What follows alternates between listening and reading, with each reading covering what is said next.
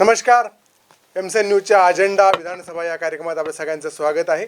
विधानसभेच्या निवडणुका तोंडावरती आहे. कधीही निवडणुकांची घोषणा होऊ शकते आणि सगळ्या मतदारसंघांमध्ये जे आहे उमेदवार दावेदार सगळे तयारीला लागले आहेत आणि प्रत्येक मतदारसंघातली लढत संभाजीनगरमधली काटेकी टक्कर असणारी, पण त्यामुळे सगळ्यात जास्त उल्लेख जेव्हा होतो ते फुलंब्रीचा.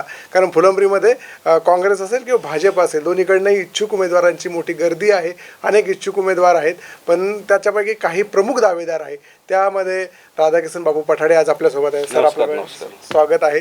बाबू सध्या उच्चतम कृषी उत्पन्न समितीचे सभापती आहेत, चेअरमन आहेत, भाजपाचे प्रमुख आहेत तिथले फुलंब्रीचे. सर, सगळ्यात पहिलं की ह्या अजेंडा कार्यक्रमामध्ये निवडणूक जी आहे फुलंब्री मतदारसंघातनं लढवावी किंवा पक्षाने संधी दिलीच तुम्ही ती लढवणार आहात का? त्यामागची काय भूमिका आहे, काय अजेंडा आहे? नाही, खरं तर मी 2017 पासून भारतीय जनता पार्टीमध्ये सक्रिय कार्यकर्ता म्हणून काम करतोय. ओके. आणि सगळ्या खाली बूथपासून तर वरच्या तालुका लेवलपर्यंत सगळ्या अडीअडचणी शेतकऱ्याचे असतील, आपल्या कार्यकर्त्याचे असतील, नियमितपणे मी ते सोडवण्याचा प्रयत्न करतो. आणि निवडणूक लढणं हे काही आमच्या स्वप्नातही नव्हतं किंवा कारण आम्ही नानाच्या नेतृत्वाखाली काम करणारी मंडळी होतो. परंतु नाना राज्यपाल झाल्यानंतर ही या ठिकाणी सगळ्यांनाच इच्छा व्यक्त केली लढवण्याची. त्याच्यामध्ये गैर पण नाही. पक्ष ज्याला काय निर्णय देईल तो पक्षाचा अंतिम उमेदवार असेल. कमळ म्हणून आम्ही कमळच हा आमचा उमेदवार असेल अशा पद्धतीचं आमचं या ठिकाणी काम चालू आहे. खरं तर सुरुवातीला 2017ला मी बाजार समितीचा सभापती झालो आहे आणि त्या ठिकाणची जी डेव्हलपमेंट झाली ती मोठ्या प्रमाणात झाली. त्याला गंज विरोधकांनी वेगवेगळं स्वरूप दिलं. ती कामं झाल्यानंतर 2023ला पुन्हा निवडणुका झाल्या. पुन्हा जनतेनं आमचं पॅनल त्या ठिकाणी बागडे नानाच्या सन्माननीय बागडे साहेब यांच्या नेतृत्वाखाली पुन्हा निवडून दिलं. आणि पुन्हा मी आता दुसऱ्यांदा सभापती झालो, तसं तिसऱ्यांदा झालो. कोर्टांना मला एका वेळेस बसवलं. आणि जे पूर्वीची बाजार समिती आणि आजची बाजार समिती ही कोणी तुलना आहे, म्हणजे आपण म्हणतो ना की जो बदल झाला आहे इतक्या झपाट्यानं झाला की कोणी ते बघितल्याशिवाय कोणी ऑब्झर्व करू शकत नाही ते गोष्ट. कारण शेतकऱ्यांना पाहिलं असेल पहिली बाजार समिती, शेतकऱ्यांना जर माल टाकला आहे तर त्याला अर्धा माल खाली चिखला सोडून द्यावा लागायचा आणि अर्धाच कामा द्यायचा. पण ज्यावेळेस तिथला बदल झाल्यानंतर आणि वेगवेगळ्या सुविधा आपण त्या ठिकाणी बेसिक इन्फ्रास्ट्रक्चर उभा करण्याचं काम केलं आहे. जवळपास त्या ठिकाणचं शेतकऱ्यासाठी स्वतंत्र बाजार असेल, शेतकरी बाजार असेल का आपला माल आणल्यानंतर ज्या शेतकऱ्याला वाटलं की मी स्वतः माल इकावा यांच्यासाठी शेतकरी ते ग्राहक अशी एक आपण त्या ठिकाणी व्यवस्था उभी केली आणि त्याचा फायदा त्या शेतकऱ्यांना होतो. मार्केट कमिटीच्या माध्यमातून अगदीच खूप चांगलं काम करताय तुम्ही सगळे जे आहेत. ज्या पण भाजपाकडनं ही जी जागा आहे ही महत्त्वाची ठरली जाते फुलंब्रीमधनं. पण जरा एक सगळ्यात मोठा तो प्लस पॉईंट म्हणता येईल, मायनस पॉईंट म्हणता येईल की खूप इच्छुक जास्त आहेत.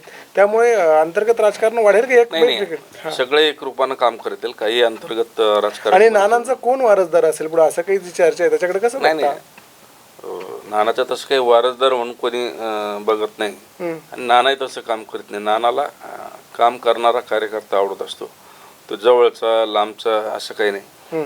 नाना म्हणजे असं आहे की आपण म्हणतो ना ते बिगर काट्याची बाबूळ, त्याला आपण रामकाठ म्हणतो. तसं नानाचं ते सगळं आहे की ते चोपडं आहे, वर बी चढता येत नाही आणि चढलं तरी काठीही लागत नाही अशा प्रकारचं. पण आत्ताच लोकसभेच्या निवडणुका पार पडल्या मागे 6 महिन्याच्या. पण त्याच्यामध्ये सगळ्यात की जो एक बालेकिल्ला होता भाजपाचा जालना लोकसभा मतदारसंघ, ज्यात फुलंब्री विधानसभा मतदारसंघ येतो, त्याच्यामध्ये तुम्ही जरा बाबा चांगलं प्रदर्शन नाही करता आलं. 4 वेळेस खासदार राहिलेले रावसाहेब दानवेंना अपयश पचवावं लागलं. त्या पक्ष कसं बघतो याच्याकडे सध्या? नाही, त्यावेळेची परिस्थिती अँटी इन्कम्बन्सी वेगवेगळे इश्यू होते. मराठा आरक्षणाचा एक इश्यू होता, त्याच्यानंतर सोयाबीनचा एक विषय होता, कापसाचा विषय होता, कांद्याच्या बाबतीत होता, दुधाचा होता. ते प्रश्न सुटलेत आता. आणि त्याच्यानंतर जे नुकसानी झाले ते पावसानं, अतिवृष्टीनं, दुष्काळामध्ये त्याचं अनुदान असेल, ही सगळे प्रश्न लोकसभेचे नंतर सुटलेले आहे. त्याच्यानंतर लोकसभेच्या नंतर वीज बिल माफीचा शासनाने निर्णय घेतला आहे, अत्यंत महत्त्वाचा निर्णय आहे. लाडकी बहीण योजना असेल, तो एक फायदा महिला भगिनीचा त्या ठिकाणी सन्मान करण्याचं शासनाने ठरवलं. ते एक चांगल्या पद्धतीनं यशस्वीरित्या ती योजना आम्ही राबवली. जवळपास मी 11,500 महिलांची नोंदणी मी घरपोच केली, म्हणजे कुठं जायचं नाही, त्यांच्या घरी अशी ही आम्ही तिथपर्यंत योजना राबवली. आणि म्हणून या सगळ्या योजनाचा फायदा ह्या येणाऱ्या विधानसभेत होईल. आणि मागच्या वेळेस मी जे सांगितले हे सगळे प्रश्न, कापूस असेल, सोयाबीन असेल, कांदा असेल, हे सगळ्या प्रश्नामुळं आणि साहेबाची अँटी इन्कम असे थोड्या सगळे विषय वेगवेगळे होते. आणि म्हणून ते आम्ही कार्यकर्ता म्हणून खाली फेस करू शकलो नाही म्हणावं की. आणि खरं काम असून आम्ही ते सांगू नाही शकलो किंवा लोकांपर्यंत पोहोचत कमी पडलो. परंतु विरोधकांनी संविधान बदलाचा मुद्दा असेल आणि हे सरकार आलं तर मुस्लिमांना काय बाहेर काढून देतं, असा एक त्यांच्या मनातला जो भाव होता, ह्या सगळ्या गोष्टी त्या ठिकाणी ते खोट्या असून रेटू शकले, पण आम्ही खरं नाही सांगू शकलो. आणि म्हणून त्या लोकसभेला आमच्या त्या ठिकाणी पराभव झाला. पण त्याच्यानंतर आम्ही जे काम केलं, आज आमच्याकडं या भागामध्ये जवळपास 271 बूथ आहे आणि 108 शक्ती प्रमुख आहे, 109 वॉरियर प्रमुख आहे. आणि त्याच्यानंतरही आम्ही त्यांना त्या सर्कल वाईज त्या ठिकाणी प्रभारी नेमलेले आहे पंचायत समिती, त्यांच्यावर वास ठेवण्यासाठी. आणि असं अत्यंत चांगलं संघटन, पेज प्रमुख असेल, पेज प्रमुखाची समिती असेल, ह्या सगळ्या आम्ही लोकसभेनंतर ह्या पुन्हा सगळ्या समितीचे गठन करून वेगवेगळ्या मिटिंगा घेऊन या ठिकाणी निश्चितपणानं संघटन आमचं अत्यंत मजबूत आहे. आणि त्याच्यामुळं महायुतीचं या ठिकाणी उमेदवार नक्कीच महायुतीचा उमेदवार नक्कीच. पण महाविकास आघाडीचा आत्मविश्वास लोकसभेच्या नंतर दुणावलाय, वाढलाय. आता काय झालंय की नाना तिकडं राज्यपाल झालेत, इकडं पण कल्याण काळे खासदार झाले, एक मोठी पोकळी आहे. आणि त्या पोकळीचं संधी घेऊन की काँग्रेस म्हणतं की यावेळेस आम्ही दावा करतोय की 100% आमचा उमेदवार तिथं विजय होईल. त्याच्याकडे काँग्रेसच्या आत्मविश्वासाकडे कसं बघता? नाही, काँग्रेसचा तो खरं तर आता आत्मविश्वास आहे. स्वतः काळे साहेबांनी, खासदार साहेब जे निवडून आले, त्यांनी सकाळला मुलाखत देताना सांगितलं की लोकांनी आम्हाला पाहून मतं केले नाही किंवा आमची कामं पाहून मतं केले नाही, की दानवे साहेब नको म्हणून लोकांनी आम्हाला निवडून दिले. ही मी जे म्हणलं ना की अँटी इन्कम्बन्सी त्यामध्ये होती. यांचं फार मोठं काम इथं म्हणून यांना निवडून द्यायचं असं काही प्रकार नाही. इथं भाजपचं खाली तळागाळापर्यंत काम आहे. आणि ह्या येणाऱ्या विधानसभेमध्ये निश्चितपणाने या ठिकाणी भाजपच निवडून येईल. तुम्हाला ते सगळे संभाजीनगरात तुम्ही काही नवीन नाही, सगळे ओळखतात, पण एक सगळ्या मराठवाड्यातील दर्शकांसाठी तुम्ही कधी राजकारणात आले आणि कसा राजकीय प्रवास राहिला? तर राजकारणात आम्ही कुस्ती खेळता खेळता आलो. कुस्त्या खेळायचो. त्याच्यानंतर आम्ही ग्रामपंचायत लढवली. ग्रामपंचायतला मी काही दिवस सरपंच होतो, उपसरपंच होतो. त्याच्यानंतर सोसायटी मी लढवली, विकास सोसायटी. त्या सोसायटीत मी 11 वर्ष चेअरमन होतो. आणि दूध संस्था माझी चालू आहे, मी आजही दूध संस्थेचे चेअरमन आहे. ग्राउंड लेवलवर आम्ही वेगवेगळे प्रश्न त्या ठिकाणी हाताळले. शेतकऱ्याचे प्रश्न असतील, ह्या माध्यमातून आम्ही इथपर्यंत आलो. आणि काही साईड बिझनेस करता करता नंतरच्या काळात मी 2015ला बाजार समितीला निवडून आलो. आम्ही पूर्वी राष्ट्रवादीत काम करायचो. 2017ला मी भाजपमध्ये येऊन सभापती झालो आणि माझ्याबरोबर मी काही सहकारी आणले. आणि तेव्हापासून नानाच्या मार्गदर्शनाखाली त्या ठिकाणी काम चालू आहे. अत्यंत चांगलं काम करण्याची संधी मला त्यांच्या मार्गदर्शनाखाली मिळाली आणि शेतकऱ्याला सुविधा त्या ठिकाणी देता आल्या. आता आपण बघितलं असेल करमाडचं उपबाजार असेल, मार्केटमध्ये 2-4 महत्वाची कामं आहे, त्याबद्दल म्हणजे काय तुम्हाला असं वाटलं की आमूलाग्र बदल मी करू शकलो? तर करमाडमध्ये जर आपण म्हटलं तर त्या ठिकाणी आपण उपबाजार उभारलंय 2019ला. ओके.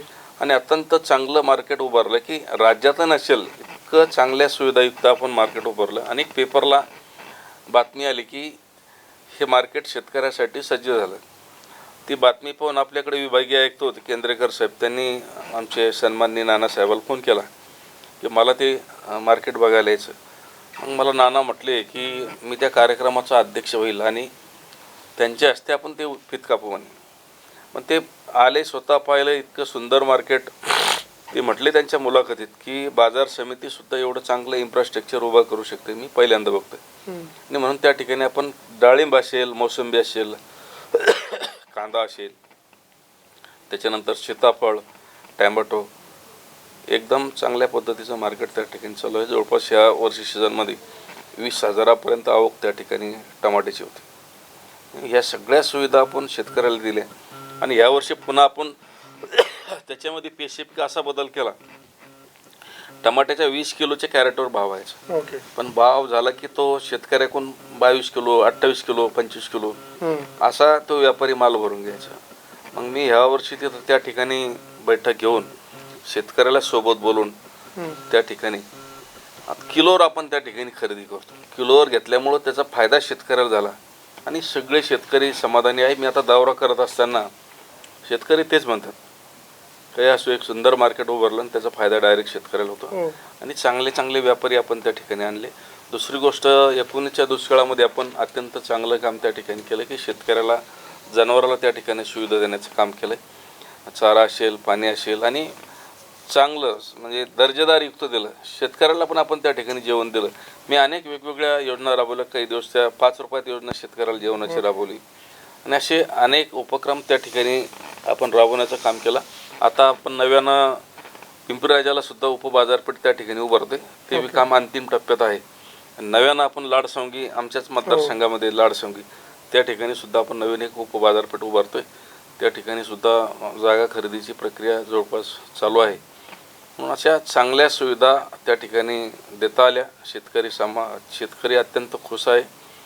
त्यांना त्या सोयी उपलब्ध करून दिल्या, ते त्याचा लाभ घेत आहेत. त्याचं समाधान आम्हाला प्रचंड आहे.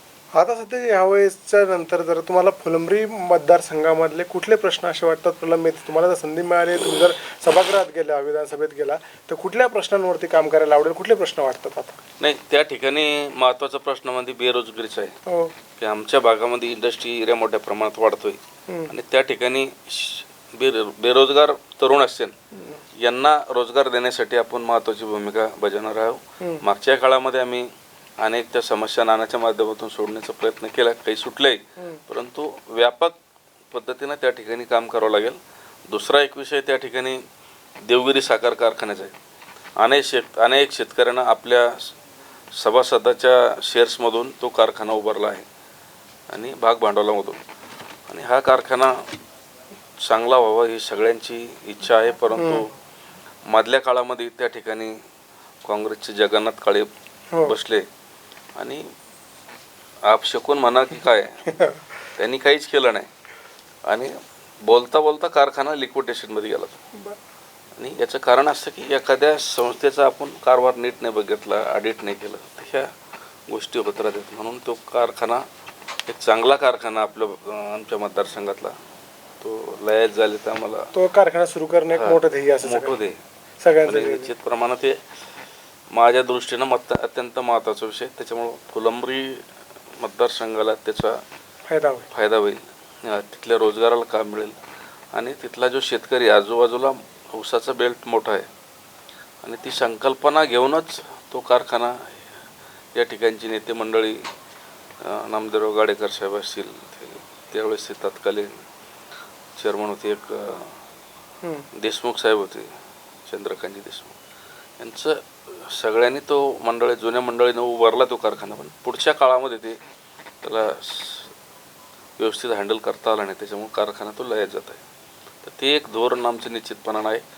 दुसरा विषय, आपल्या भागामध्ये मक्काचं एक मोठ्या प्रमाणामध्ये उत्पादन होतं आहे आणि मक्काचं या ठिकाणी प्रोसेसिंग युनिट असल्यास त्याचा फायदा पण शेतकऱ्याला चांगला होईल. मक्काचं युनिट आणि तसे आता भौगोलिक प्रश्न संपत नसतात, वेगवेगळे 3 बायचं तर ऑलरेडी तो डोंगरावरती काही भाग आहे, सपाट काही इंडस्ट्री आहे, असं काही शहराचा भाग आहे. हा काही शहराचा भाग पण आहे. शहरात पण काही भागामध्ये जे नवीन वसाहती झाल्या त्या भागामध्ये अजून चांगले रस्ते नाही, चांगले ड्रेनेज नाही, तिथं पाण्याच्या सुविधा अजून नाही आहे.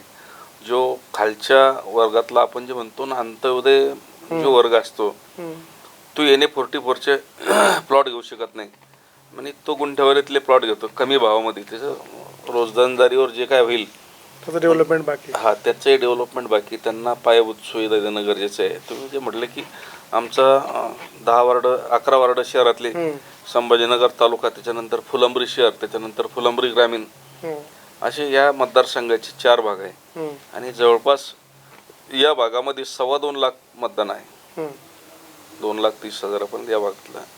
या संभाजीनगर तालुका आणि 10 वार्ड इथे 2.25 लाख मतदान आहे आणि जवळपास तिकडे 1.25 लाख मतदान त्या भागात आहे. शेवटचा प्रश्न घेऊयात आणि जे आपण की सगळ्यात की तुमची तयारी खूप चांगली आहे, सगळं विकासाचं विजन आहे. पक्षानं संधी दिली तर नक्की लढाल, आमदार व्हाल, पण जर पक्षानं सांगितलं दुसरा उमेदवार दिला तर मग काही नाही, काम करून आपण निवडून आणू. समोरच्या निवडून आणू म्हणजे हो. ते म्हणजे दुसरा मार्ग नसणार त्याच्यामध्ये, पक्षाचं काम करणार ते.